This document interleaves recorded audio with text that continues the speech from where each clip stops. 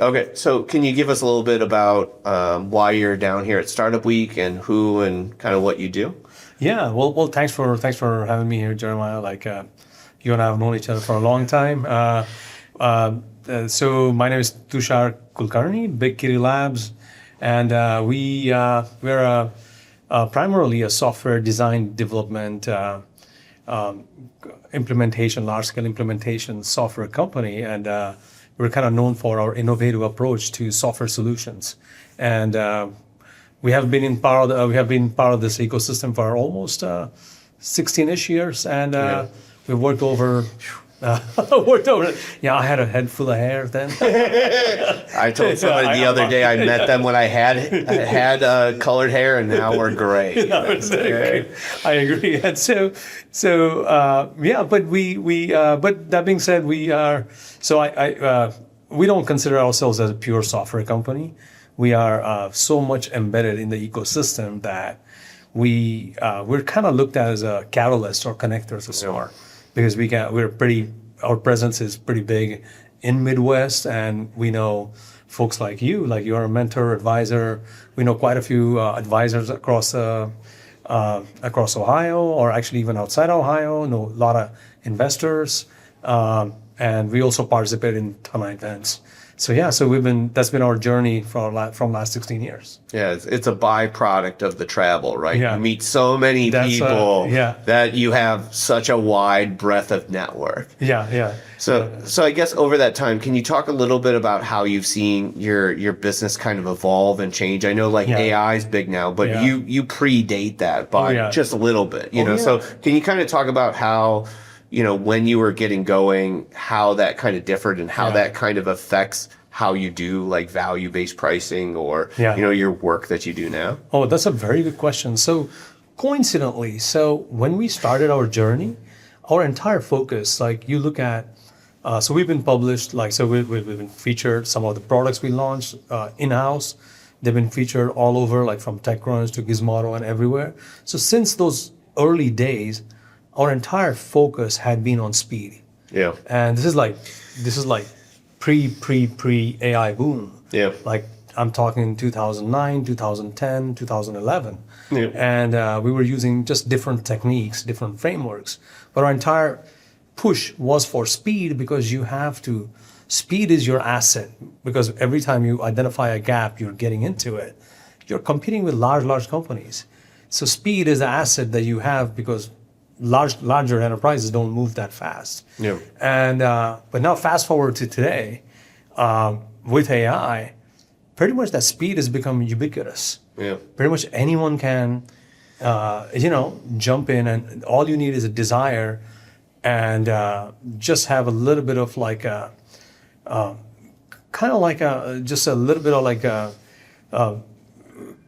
time on their hands to manifest what they're building. Yeah. Now, how it's helping us now is pre-AI, the software lifecycle. Even if you had Agile and other philosophies, you still had to spend a lot of time in discovery, understanding what you're building, everything else. But now we've had people come to us with hey, I built this prototype, and I tested it out with 10 friends or 20 friends. It's working, and now scale it.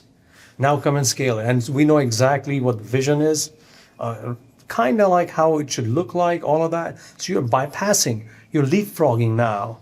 And it's been helping a lot. We've been getting more and more clients like that.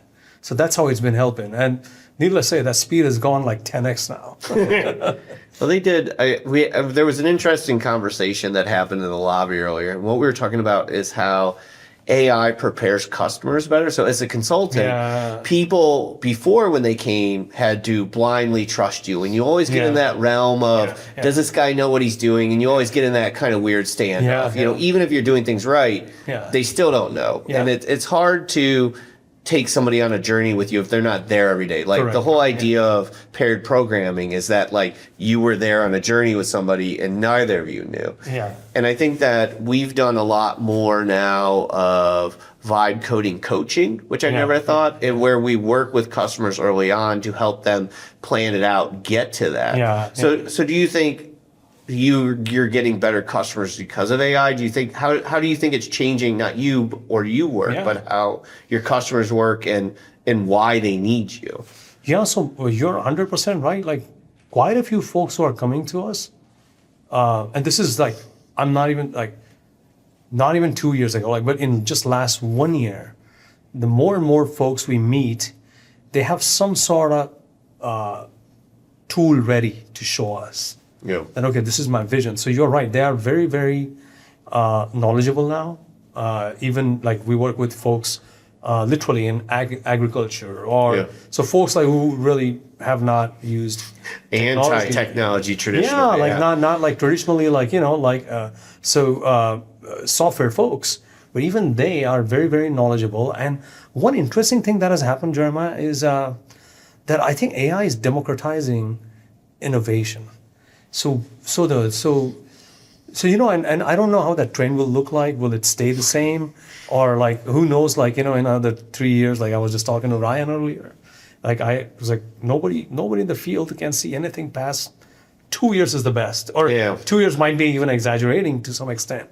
But at least for next couple of years, we'll see a big boom because I'm meeting so many entrepreneurs now, so many entrepreneurs, and I think that's a good thing for the society. That's a really good thing for the society. It's interesting because I'm wondering if there was a middle ground, right? So I'm wondering if you had the pre-technology boom, like before the internet, you could start a company that somebody else did somewhere else and be very good because there wasn't a reach, right? It was all phone book. Yeah. And I'm wondering if you went through this whole age of the internet where, with the 2010s and that stuff, where ideas were becoming more commoditized, right? And so to your point, I'm wondering if these LLMs and these AIs are really allowing people to take what would have been a mediocre idea or an idea that would have missed the mark and modify it in a way that could pivot quite quickly. Yeah.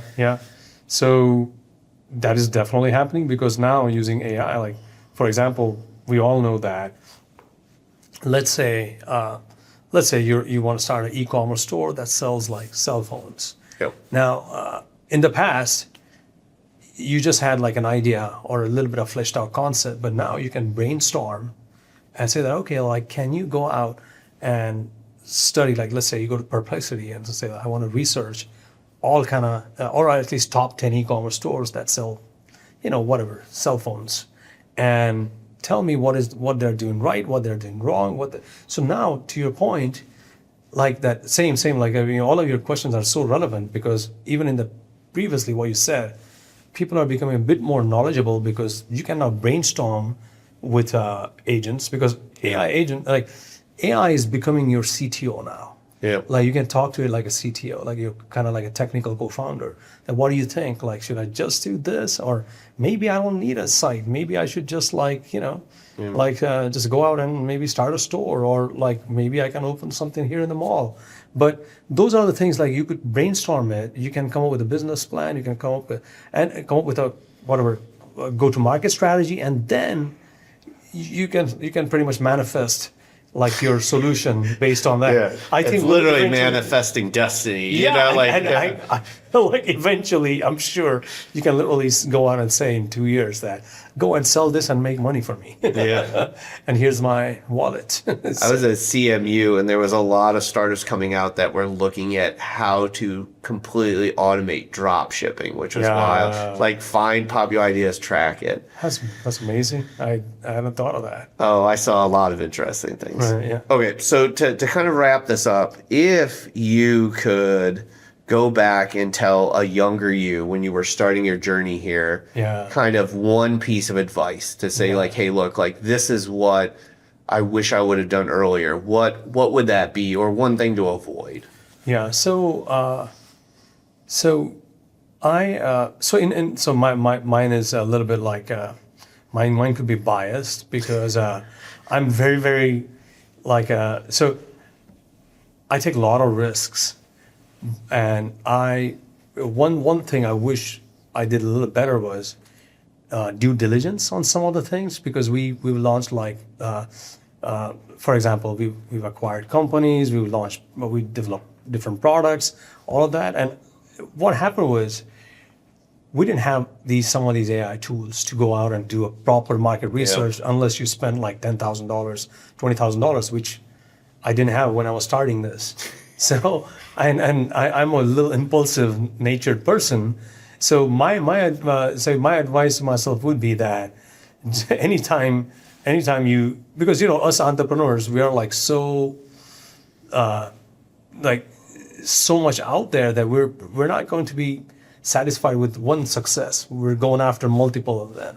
So for somebody like me, I would advise myself that, don't learn how to do due diligence on everything that you're doing. Because I've made a lot of mistakes that I could have avoided, or I could have picked a better go-to-market strategies or some other stuff. But that part, I don't know if. But now you have tools like AI at your disposal where you can just say, okay, help me with a better strategy, or help me pivot, or something like that. Yeah, I remember making marketing plans back in the day, and they'd be like 20 pages. I know. Now you just type it up. And it was all hypothetical. It was all hypothetical. It was no better than AI. Yeah. I mean, it was a big deal when we started doing research. So when I was doing my MBA, this online education was just becoming a thing. And I remember, you just mined through whatever was available, or you bought all those 20-year-old books, which were not probably relevant. Yeah. But that's the part. Yeah. I totally forgot about that. I remember, when I did my master's, you're referencing things that you could barely find in some weird place. But now you have knowledge at your fingertips. So if you're say if you and I are starting a company and I don't know much about the concept, I could do a rapid due diligence. Say, okay, what does the market look like? What's the market potential? All of that. Now you can do all of that. You could literally use Cowork and just finish everything in 10 minutes. Yeah, cook and go and hang out with your friends. But it's a great time. I think this is the first time I think that expression is coming true. Is may you live in interesting times. We have no knowledge if that's good or bad. What's the curve? It keeps going steeper. So we're still on that climb, and so it'll be interesting. So there we go. Yes, sir. Right, but thank you so much for the opportunity, my friend. And thanks for keeping on doing all this good work. Yeah, thank you for being part of the community. So, cheers. Yeah, cheers.